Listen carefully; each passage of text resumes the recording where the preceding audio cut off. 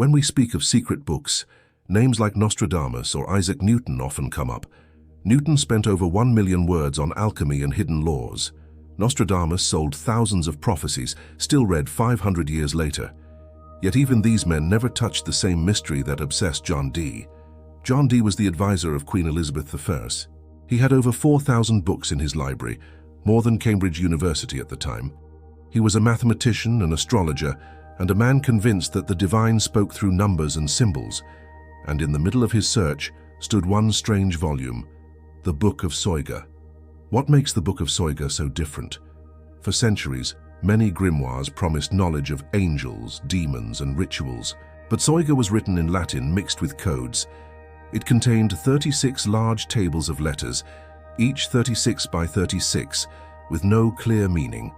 That is 1,296 letters per table and more than 46,000 coded entries in total. Imagine facing pages of symbols without any guide. It is like trying to read a foreign language from another world. Dee believed the book was not just text. He thought it was a direct message from higher beings. Reports say that in 1582, Dee asked the angel Uriel, through the medium Edward Kelly, about Soyga. The angel told him that the book came from Adam in Eden, written by divine inspiration. But the angel also said the true secrets were hidden, and only the archangel Michael could explain them. Here the tension grows. Dee, a man trusted by the most powerful queen of Europe, was told that one of his books was older than the Bible itself. How would you react if someone told you that a book in your hands carried words from the first man of creation? Curiosity, fear, and obsession would collide inside you. Dee faced that conflict daily. Some say he copied the book and tried to break the code. Others believe he read it with Kelly during angelic sessions. But the more Dee tried, the less progress he made. Even with his knowledge of Greek, Hebrew, and mathematics, the puzzles stayed locked. This failure haunted him. A man who once advised on calendars, navigation, and science could not open the gates of one book. Why should we care about Dee's struggle? Because it reflects our own search for meaning. How many times do we face a problem that seems impossible, like those endless tables of letters? We try formulas, we try faith, we try logic, but the answer stays hidden. The Book of Soyga becomes more than a text. It becomes a mirror of the human mind, always reaching beyond limits. In fact, the book itself disappeared after Dee's death. For centuries, scholars thought it was lost. In 1994, more than 400 years later, 2 copies were found in the British Library and the Bodleian Library. The shock was huge. Imagine, one of the most mysterious manuscripts of the Renaissance, sleeping under dust for centuries. This discovery reignited questions. What did Dee really see? Why did he cling to Soyga so desperately? Some researchers like Deborah Harkness, a historian of science, argue that Dee saw the book as a bridge between math and magic. The coded tables looked like experiments in combining numbers, letters, and divine order. Others, like Jim Reeds, who analyzed the tables, found that the letters follow complex rules but no clear language. So, what Dee called divine code may have been a structured, human-made cipher. But even if human, the design was beyond the reach of normal scholars of the time. Think of the power this gave Dee. To his followers, he was the man with access to Adam's own book. To his critics, he was a dangerous magician chasing illusions. Both views show the same truth. The Book of Soyga shaped his destiny. Without it, Dee might be remembered only as a skilled scientist. With it, he became a legend of hidden wisdom.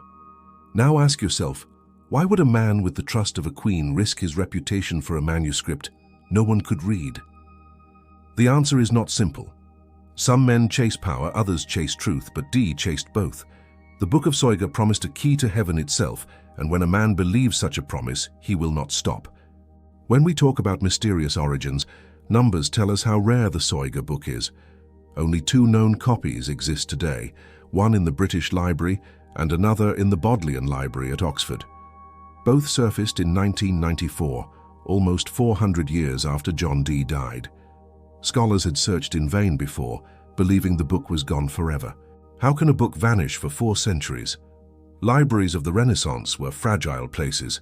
Dee himself owned over 4,000 volumes, but after his return from Europe in 1589, mobs destroyed many. Neighbors accused him of witchcraft and broke into his home at Mortlake. Dozens of books disappeared, stolen or burned. Among them, Soyga seemed lost. For generations, the only record came from Dee's own diaries and the notes of his angelic sessions. But here lies the paradox.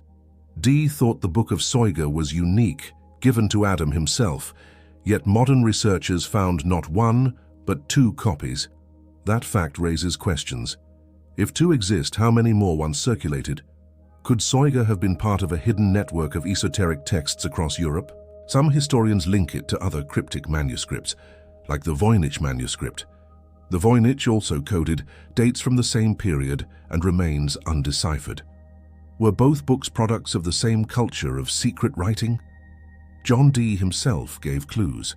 He called the book Alderaia in his notes, another title found in the Oxford copy. Soyga may be a code name, perhaps hiding an author or printer.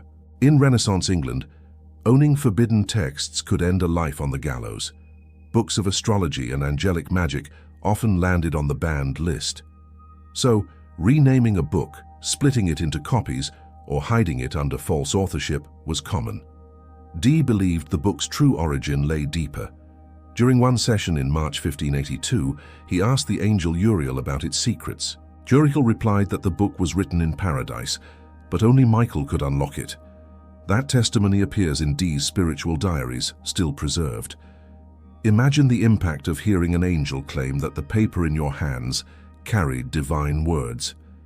This belief drove Dee to guard the book at all costs. After Dee's death in 1608, his library passed through many hands. Scholars like Elias Ashmole, one of the founders of the Royal Society, collected some volumes. Ashmole himself studied alchemy and astrology and could have handled the book, but records remain vague, and Soyga's trail turns cold for centuries. Silence followed. No mention, no study, until the sudden rediscovery in the late 20th century. When Jim Reeds, a cryptographer, examined the tables in 1994, he confirmed the rules behind them. The letters follow algorithmic steps, not random scribbles. This shows the author, whoever he was, had knowledge of combinatorial systems far ahead of his time. But the identity of that author is still hidden. Was it a monk trained in ciphers, a court magician protecting his craft, or was Dee himself the hidden compiler? The mystery grows thicker with each theory. For the reader today, the disappearance of the book feels symbolic. We too lose parts of our own lives, knowledge slipping through generations. How many family stories, personal secrets, or cultural treasures vanish in silence? The Book of Soyga reminds us that forgetting is as powerful as remembering. Sometimes the absence of knowledge shapes us more than its presence. And when the book returned to light in 1994, it carried the same weight of mystery. Nothing inside had changed, but our world had. Now, scholars with computers, linguistics, and history could test what Dee only dreamed. Yet even today, the book keeps its veil. No one can say with full certainty why it was written or by whom. This is where we feel the same tension as Dee. We ask, what hidden truths are buried in codes waiting for discovery? How many of our own struggles mirror those endless letter tables? Like Dee, we want answers, but the answers slip away. And maybe the true power of the Book of Soyga lies not in what it reveals, but in how it keeps us searching. The Book of Soyga is not a storybook. It is a labyrinth of letters, tables, and coded formulas. Readers who open it for the first time face confusion, not clarity. More than 200 pages hold prayers, spells, lists of angels, and most famously, the 36 mysterious tables. Each table is 36 by 36 squares, filled with single Latin letters. That means 1,296 characters per table, over 46,000 in total. Why so many letters? Why such order? Some scholars say the design mirrors mathematical grids used in astronomy. Dee himself was fascinated by planetary movements and believed that numbers and stars spoke one divine language. Others argue that the tables are ritual keys, not mathematical charts. Each sequence could unlock angelic names, sacred words, or hidden commands. Imagine pages of Sudoku puzzles, but each square carries the weight of eternity. Beyond the tables, the text mixes ritual prayers with instructions on magic. Parts of the book explain how to summon angels for guidance. Other passages speak of astrology, dividing the heavens into signs and deacons. Some sections resemble medical advice, linking herbs, planets, and spiritual forces. The blend feels chaotic, yet Renaissance readers often saw no split between science and magic. For Dee, astronomy, medicine, and angelic visions were part of the same truth. One famous detail is the list of angel names. Some appear familiar, like Michael or Gabriel. Others are strange, unknown outside the book. This mix suggests the author built from known Christian sources, then added coded inventions. Dee may have thought these new names were revelations direct from angelic voices. In his diaries, he often wrote that angels spoke in strange tongues, later explained through codes. Soyga fits this vision perfectly. The coded language goes further. The book uses Latin, but hides meanings in word games and ciphers. For example, certain sections invert letters, while others replace words with numerical values. Jim Reeds, the cryptographer who studied the tables in the 1990s, showed that a hidden algorithm creates the letter sequences. Yet no one has proved what message lies beneath. Are the tables random byproducts of rules, or do they contain a second layer of meaning? Here we face the tension that haunted Dee. Imagine holding thousands of characters, each demanding interpretation. You believe they hide the knowledge of Adam, yet every path ends in dead silence. For Dee, failure was not just personal. It meant losing a divine message. His notes show deep frustration, as if the book resisted him. That resistance made Soyga more than paper. It became a living adversary, a puzzle with its own will. Modern scholars see the structure differently. They point to medieval traditions of letter mysticism. Jewish Kabbalah often explored grids of Hebrew letters, seeking divine names. Christian scholars adapted this method into Latin texts. The Book of Soyga may be one of those adaptations, a European echo of ancient practices. If true, the tables are not nonsense but tools for meditation and prayer. The user would not solve them like a code, but contemplate them until new visions appeared. What lesson does this offer us today? That sometimes our problems cannot be solved in a direct sense. They must be lived, stared at, carried. The Soyga tables remind us that not every question yields one answer. Sometimes meaning grows from endurance itself. Still, the detail is striking. 36 tables, not 35 or 37. Why 36? Some connect it to astrology, where the sky was divided into 36 deacons of 10 degrees each. Others link it to numerology, since 36 is the sum of the first 8 numbers. 8 itself was seen as a sacred number of balance. Whether coincidence or intention, the structure reinforces the sense of cosmic order. The coded sections also include references to spells against disease and protection from evil. Dee may have seen practical use here. A man of science and faith, he wanted cures as well as visions. For a Renaissance scholar, one book could be both a medical guide and a ladder to heaven. The structure of Soyga reflects that blend, part science, part spirit, part dream. As readers today, we cannot help but wonder, were those letters pure invention or fragments of a larger lost system? Was the author a genius, hiding meaning too deep for even Dee to grasp? Or was the mystery the true purpose all along, a challenge designed to test seekers across centuries? The structure itself asks these questions, and like Dee, we find ourselves caught in its spell. When we turn the pages of the Book of Soyga, we do not find empty decoration. We meet instructions, rituals, and invocations. Some passages call on angels by name. Others describe protective charms against demons, diseases, or sudden death. In a world where medicine failed and fear of spirits ruled, such rituals promised power. John Dee believed every word had weight. He spent hours copying, reciting, and asking angels about each line. The prayers often begin in Latin, but the meaning is hidden in coded phrases. For Dee, words were never simple. A sentence could be a formula could become an action, and an action could change reality. Soyga offered him the hope of direct contact with higher forces. What kinds of rituals appear? Some involve astrology. The book links signs of the zodiac with plants and metals. A prayer for health might call on the influence of Jupiter at a certain hour. A charm for protection might require drawing letters from the tables, aligned with a star. To modernize, it looks like superstition. But to Dee, this was natural philosophy. He believed the universe spoke through patterns, and rituals were ways of tuning into those patterns. The book also carries darker notes. Some invocations warn against evil spirits and describe the need to guard the soul.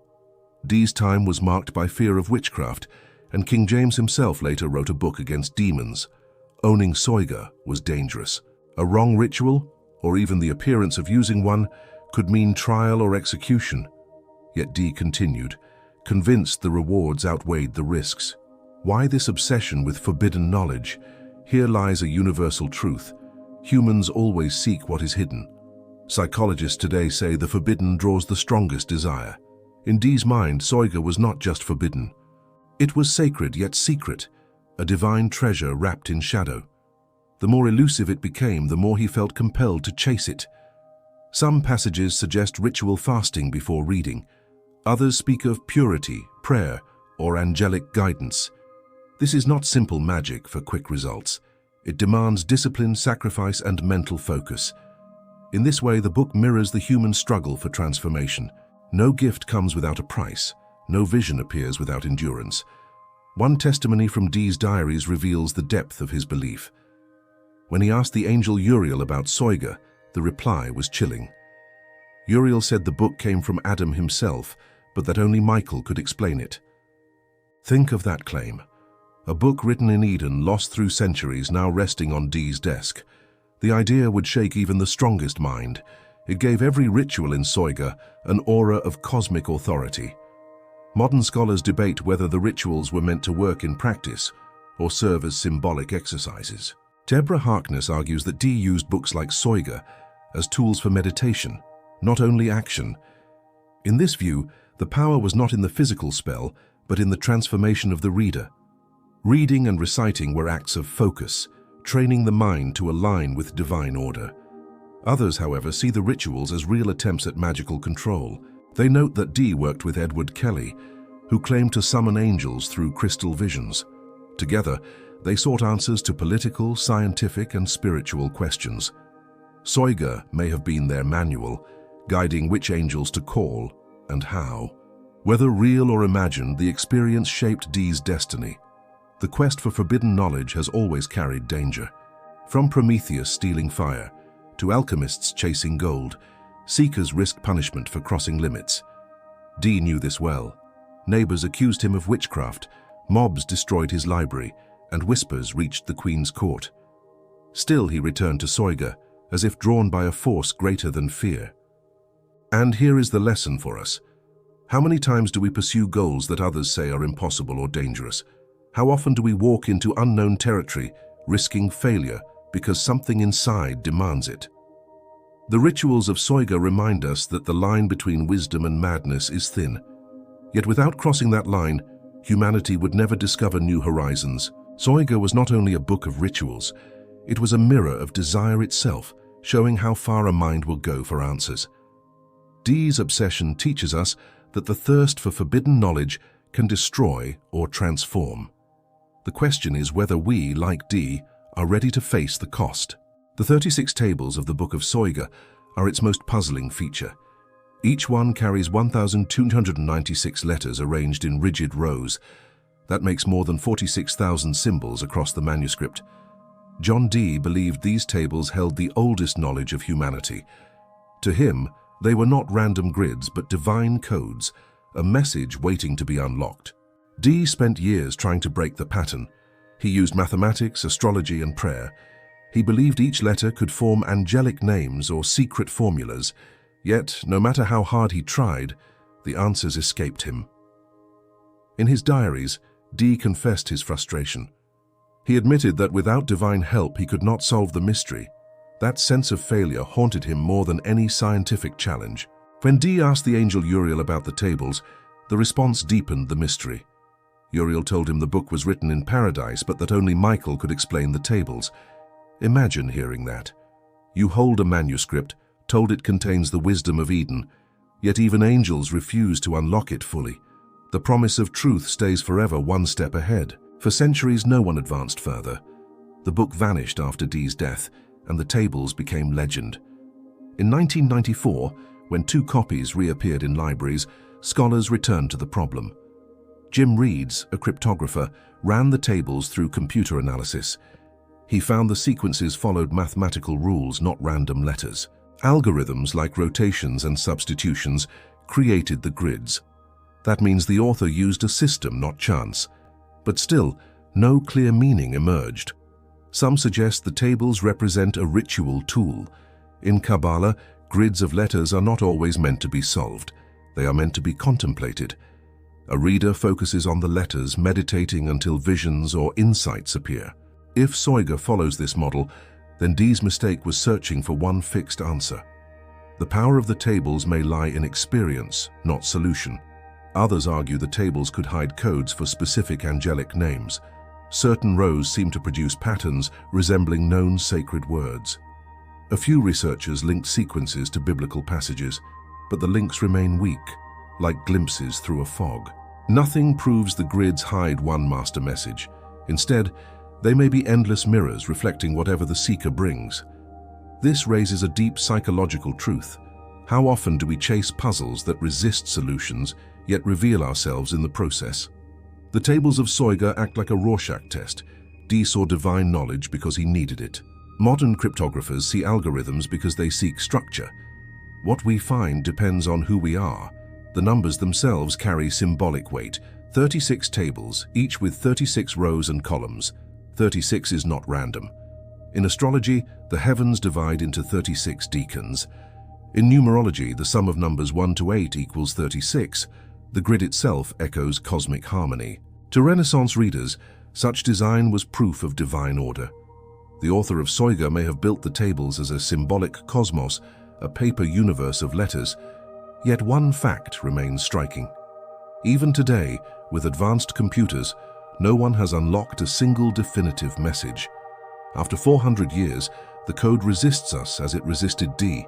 This endurance makes the book more than a curiosity. It stands as a living riddle, daring every generation to try again. And here lies the tension. Was the book ever meant to be solved? Or is the puzzle itself the lesson? Perhaps the endless search is the point, teaching seekers patience, humility, and the courage to face silence. Dee never solved the tables, yet his obsession left us a legacy of wonder. The struggle itself became history. For us today, the enigma of the Soyga tables mirrors our own lives. We confront problems that numbers and logic cannot fully explain. We long for answers, yet the answers remain hidden. And in the process, we discover not just the puzzle, but ourselves. That may be the true code, written not on paper, but in the soul of anyone who dares to seek. The legacy of the Book of Soyga is not just academic. It is emotional, spiritual, and deeply human. More than 4 centuries after John Dee, the book still raises fear and fascination. 2 copies survive, yet the mystery remains intact. This endurance shows the book's strange power.